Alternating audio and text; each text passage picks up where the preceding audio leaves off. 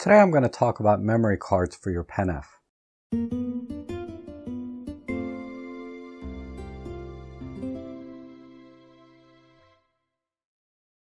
Okay, so I was out shooting the other day, and normally I have my go-to card, the Extreme Pro Sandisk 95 megabits 32 gig card, and it's served me well over the years, and I really never gave memory cards much thought after I bought this card.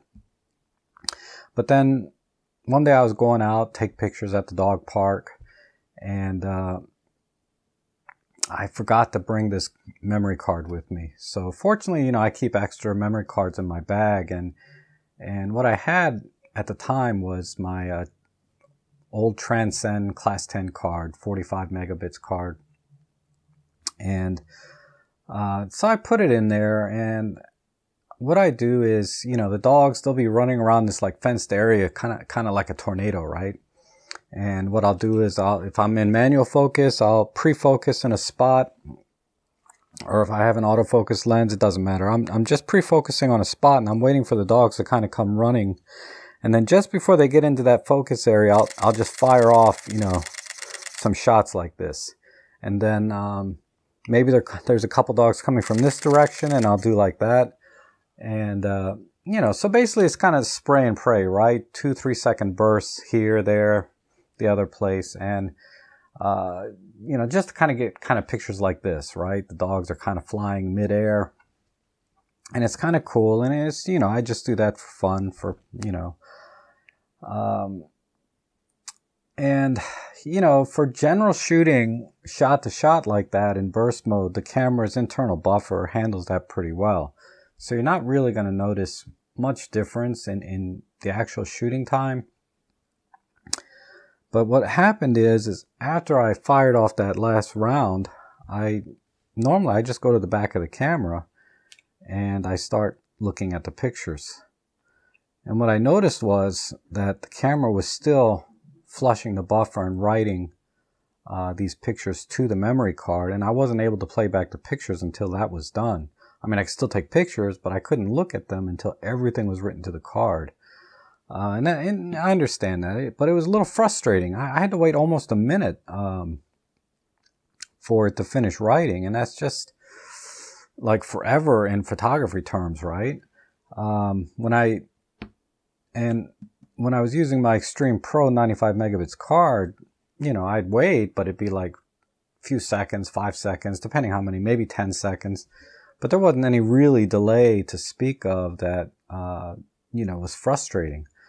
And that's when it occurred to me, maybe, let me try the UHS-II cards, because the Pen-F is actually one of the few cameras that can handle the faster interface, what they call the UHS-II. And you'll be able to recognize it because it'll have a 2, Roman numeral 2 on the card. And then usually it'll say U3 on there. But just look at the card. It says 280 megabits. And I'll put links down below so you know exactly what card I'm talking about. And then obviously there's pictures up here of the cards that I used. But I decided to do some testing. So, because I bought this UHS-II card, and I went out and I was really excited, and I noticed there really wasn't much difference between this card and my 95 megabits card. And I just paid double for this card. I mean, a 32 gig, 280 megabits card is $60 right now. And I just saw online this 32 gig Extreme Pro 95 megabits card was like $22. And I said, why would I want to pay double? I could have got a 64 gig card. But like I'm saying, I said there's got to be some difference. So I did some testing, and I thought it'd be interesting to share with you guys what I found. So let's look at the screen here. These are the basic settings I use because I wanted to, for my testing, I wanted to eliminate as many variables as I could that might affect the writing speed to the card, from the buffer to the card. And I did a couple of different scenarios, and then we'll talk about 2 other small tests I did at the end, and draw some conclusions from that, maybe make recommendations, or you can draw your own conclusions and what might fit your needs best. This test is basically for your shooting experience while you're out on the field. Obviously, post-processing, being able to download these images off your card into your computer, having the fastest card available, make that process go faster. And if time is money and that critical to you, maybe getting a faster card for the post-processing side makes it worth it, all by itself versus, actually the usage of the camera. And there's not really any way for me to test for that effectively, because we all have different computers, we have different little card readers. There's just too many variables, and any test I do would be kind of pointless.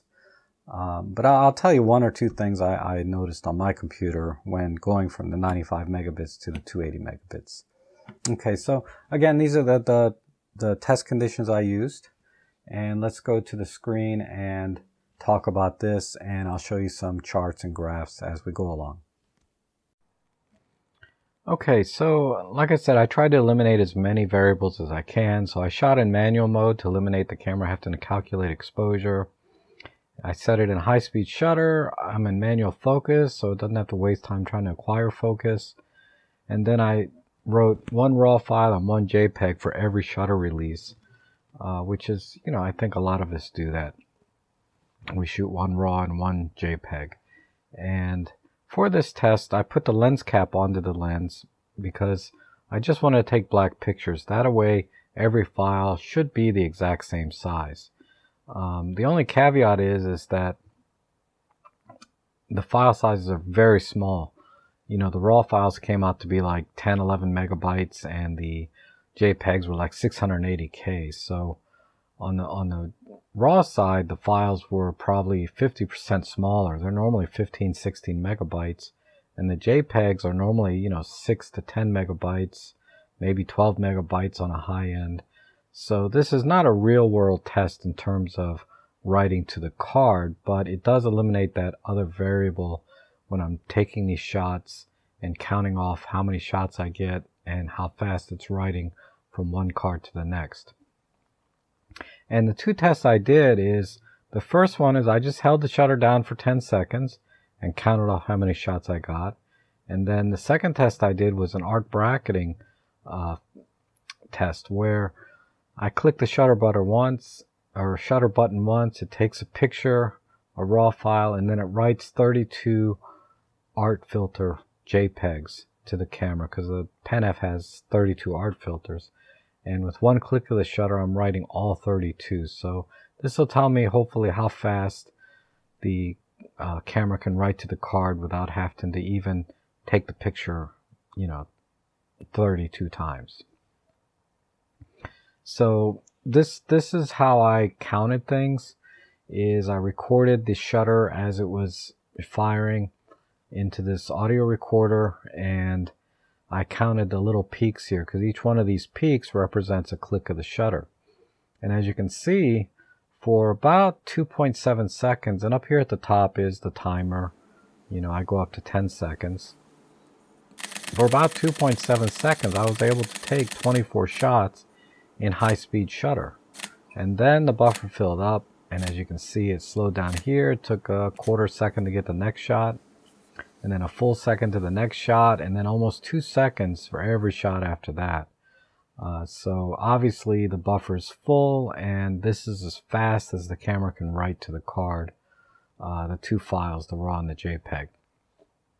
And if they were larger files, say a 15 megabyte RAW file and a 8 megabyte JPEG, then this may even be less than 29 shots. But for this test setup, it was 29 shots in about 10.2 seconds, because I did go slightly over the 10-second mark, and I just counted this because it was close enough.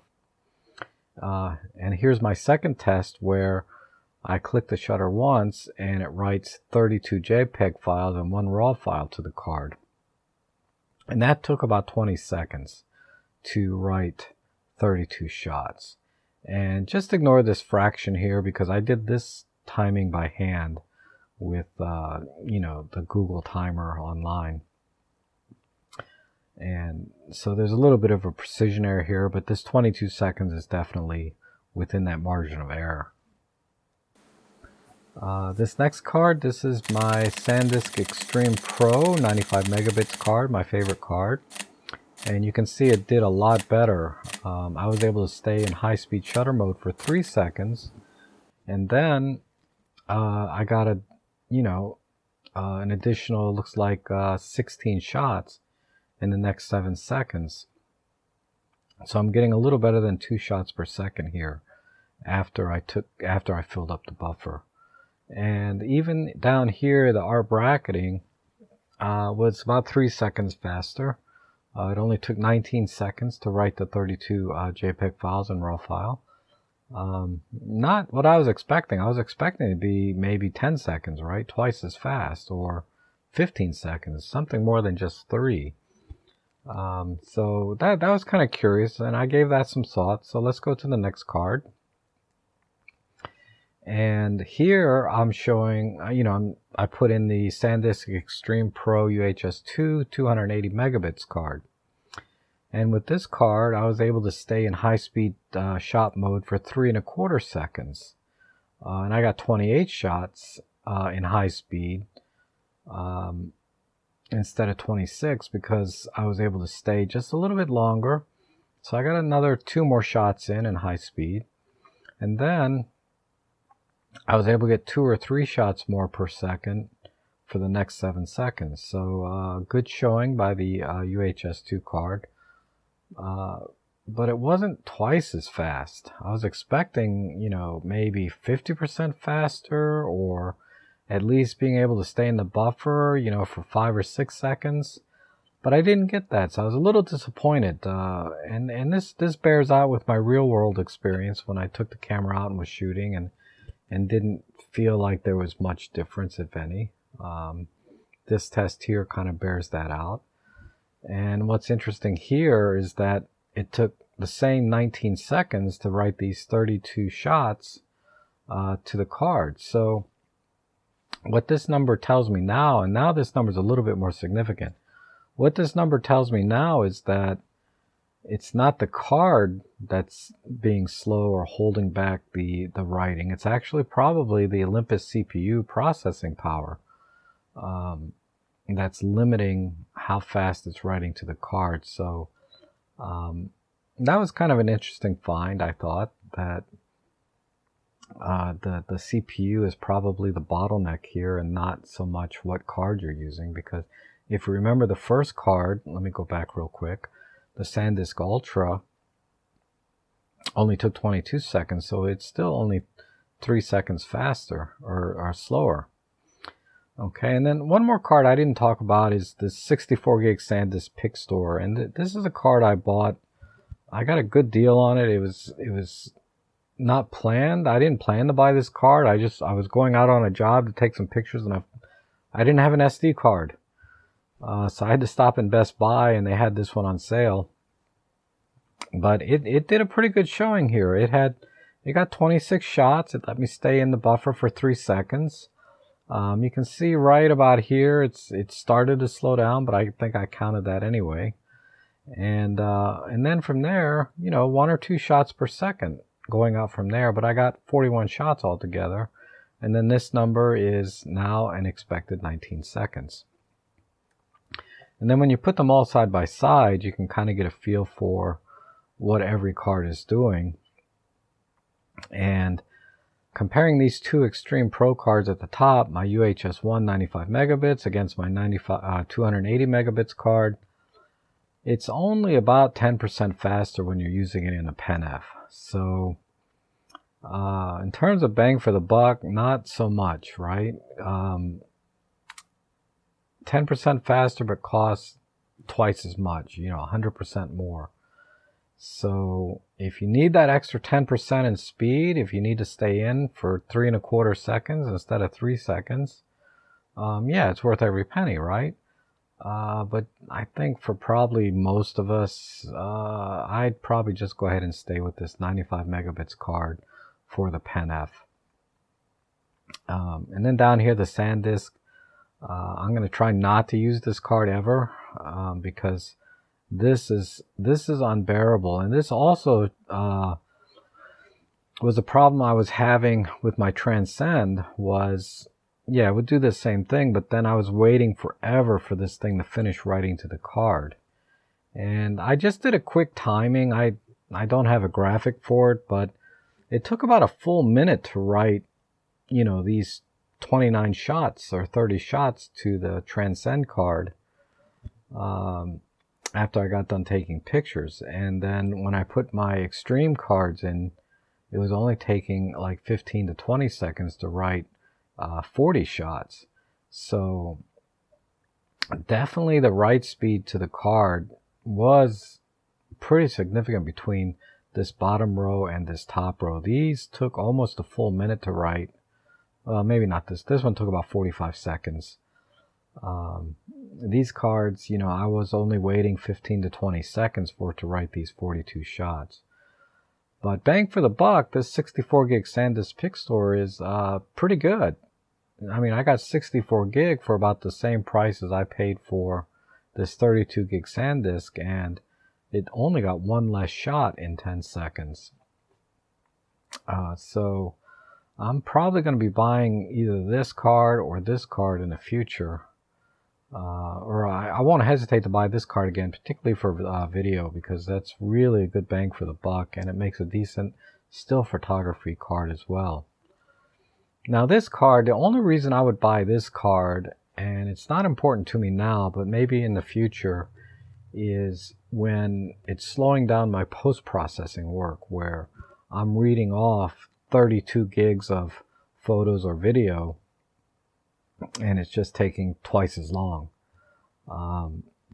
So for post-processing, yeah, maybe it's worth paying double.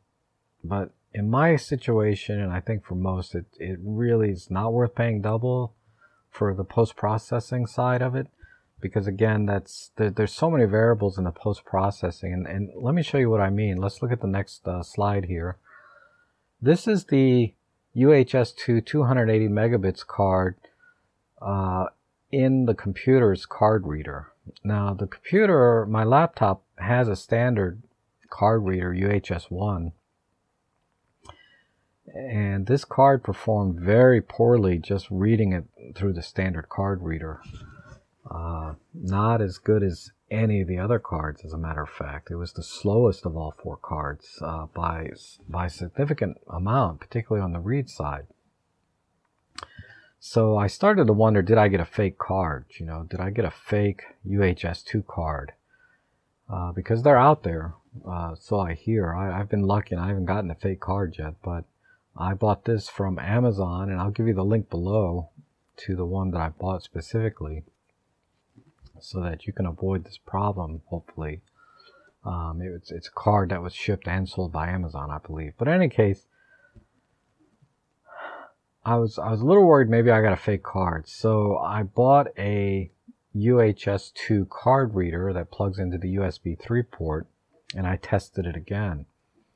And lo and behold, thank God, you know, these numbers are more in line with what I was expecting. Now, not quite as fast as what they were claiming, 280 megabits read speed and 200 something write speed. But again, with all the variables on the computer between processor, USB 3 ports, and the card reader, you know, you'll probably never get exactly what they're claiming unless you have optimal ideal system.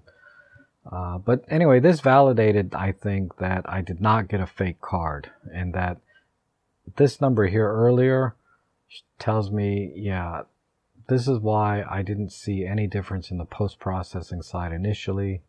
But now that I have a UHS-II reader, and I only paid $10 for it, and there'll be a link for that reader down below as well, that I do have a legitimate card, and I'll get faster read speeds, you know, that'll speed up my post-processing workflow when I need it.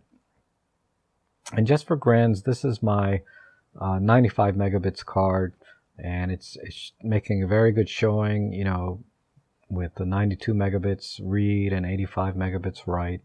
Very, very good. And this was in the standard card reader. I didn't try this in the UHS-II reader, but in the standard card reader in the laptop, it was fine and doing as expected. And this is the Sandisk Pixtor card. Very good read speeds and decent write speeds, and that panned out in the previous graphics as well, I think. And then finally the Sandisk Ultra card. Very good read speeds, but kind of mediocre write speeds in the 30s. And again, that panned out in the graphics earlier, because if you look at it here, you can see how slow this card got after the buffer filled up. So all these numbers do for me is validate the other numbers that I have. Now, when you try this at home, your numbers may be very different from mine. Hopefully much better. Because like I said, there's just too many variables on the computer side to do a test that means anything to anybody except me, right? Okay, but there you have it. So hopefully this helps you make a decision about which card to buy and give you some ideas of what the Pen-F is doing when it's writing to the card.